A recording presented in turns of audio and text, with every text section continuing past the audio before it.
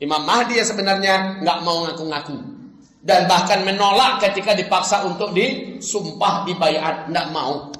Tapi dia punya ilmu tentang agama, ilmu tentang fikih, ilmu tentang syariat. Dia punya ilmu karena hidupnya dari kecil bergelimang ilmu dengan para alim ulama. Akhlaknya mulia, ibadahnya kuat, tapi dia memang nggak ngerti masalah-masalah perang, masalah politik, masalah ekonomi, masalah bagaimana cara memperbaiki dunia, nggak ngerti. Makanya ketika diminta kepada beliau agar mau dibaiat memimpin umat Islam, beliau kuat menggelengnya. Bukan nambo, pilihlah orang lain, carilah orang lain.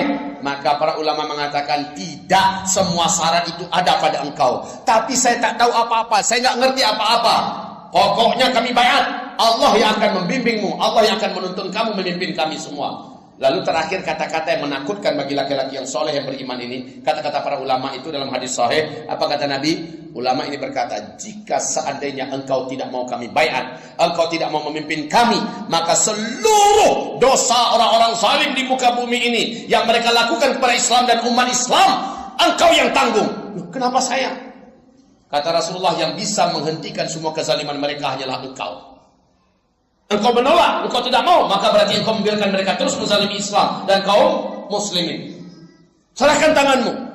Lelaki ini dan berkata, biarkan malam ini saya bermunajat kepada Allah. Saya mohon petunjuk dari Allah, apa yang harus saya lakukan.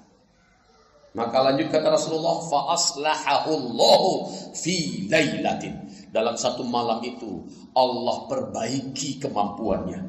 Allah upgrade kemampuannya dari nggak ngerti jadi ngerti, nggak tahu tentang seluk-beluk perang. Allah pahamkan dia langsung. Nggak mengerti bagaimana menyelesaikan masalah-masalah yang berat, besar, masalah ekonomi, masalah militer, masalah kepemimpinan, masalah-masalah kebobrokan moral, bicara bencana alam, bagaimana mengatasinya. Langsung oleh sang pemimpin itu tahu dia apa yang akan dilakukan.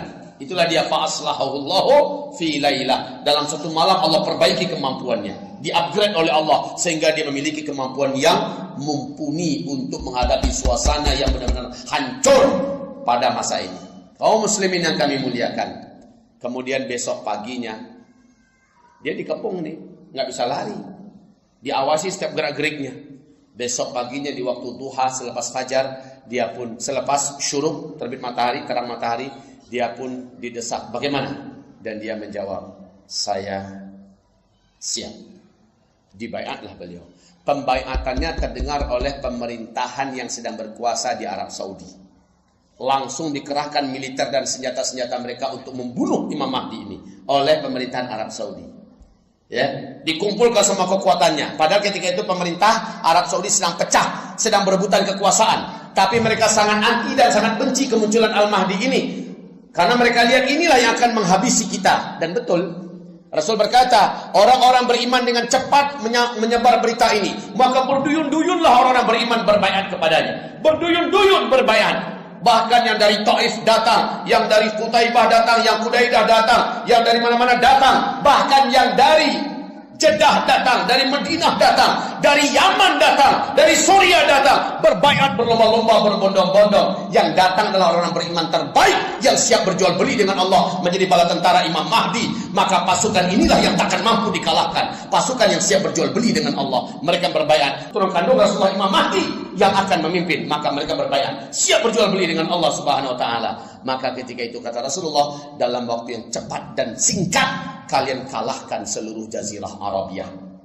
Di bawah pimpinan Imam Mahdi, Jazirah Arabia dikembalikan kepada nama asli, yaitu Jazirah Arabia. Hilang yang namanya Uni Emirat Arab, hilang yang namanya Qatar, yang namanya Kuwait, Bahrain, kembali kepada nama asli, Jazirah Arabia. Setelah kekuasaan ini menyatu padu dengan cepat, orang-orang beriman sudah muak melihat segala tingkah pola dan kezaliman para penguasa-penguasa yang sedang berkuasa. Sudah terdengar oleh mereka Imam Mahdi. Saya yakin pekan baru ini ketika sampai berita itu kemari, saya yakin orang-orang terbaik dan yang beriman di antara bapak-bapak akan ada yang berusaha dengan apapun cara sampai ke sana. Saya yakin akan ada orang-orang terbaik itu. Di antara bapak saya tidak tahu siapa. Akan sampai ke sana untuk berbaiat dan berjuang bersama beliau agar mendapatkan peluang masuk surga tanpa hisab. Siapapun yang bergabung dengan Imam Mahdi, berperang bersamanya sampai turunnya Nabi Isa, maka meninggal dia akan masuk surga tanpa hisab.